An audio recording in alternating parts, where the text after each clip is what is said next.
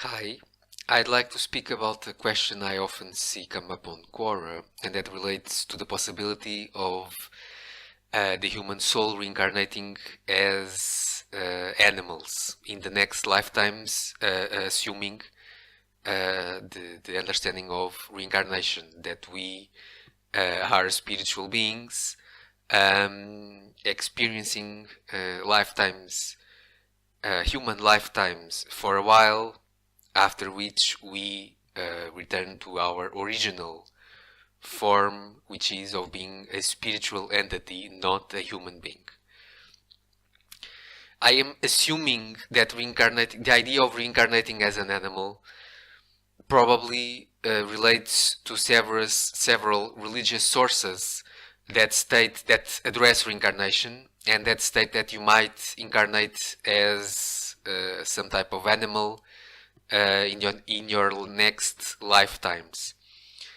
And this information kind of reflects the acknowledgement that animals do have spiritual energies to themselves, and therefore a certain need to honor and acknowledge life in general as well as animals themselves. However, you do not incarnate as an animal once you start incarnating as a human. I'm not saying it is impossible. I'm saying that this is not by any means a common thing to happen, and I'll explain why. The physical bodies of animals do not have the same capacity to hold and sustain the awareness, our spiritual awareness, the same way the human body can.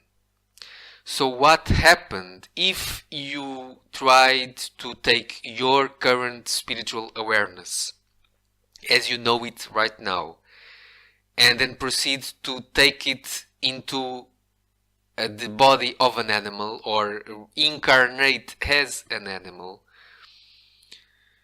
Given the limitations of that body, your current level of awareness would over time start to be compressed or suppressed, and over time your awareness would start to fade from your current level, or the level you hold currently, to the, so to speak, the animal level of awareness.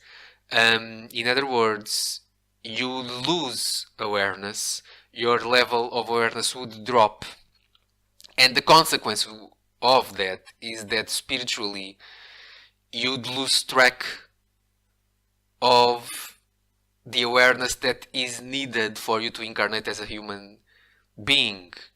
In other words, you'd risk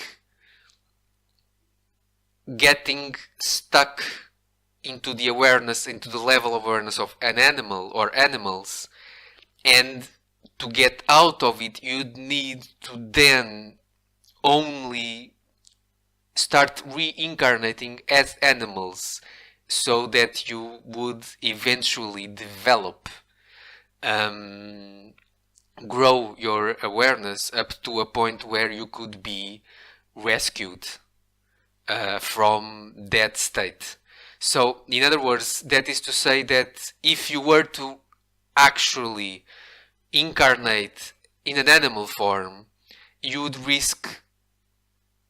jeopardize in a very grave and extreme manner all the lessons, all the work, all the growth that you've managed, whatever that might be, that you've managed to attain so far in your process and in your cycles of reincarnating as a human so far.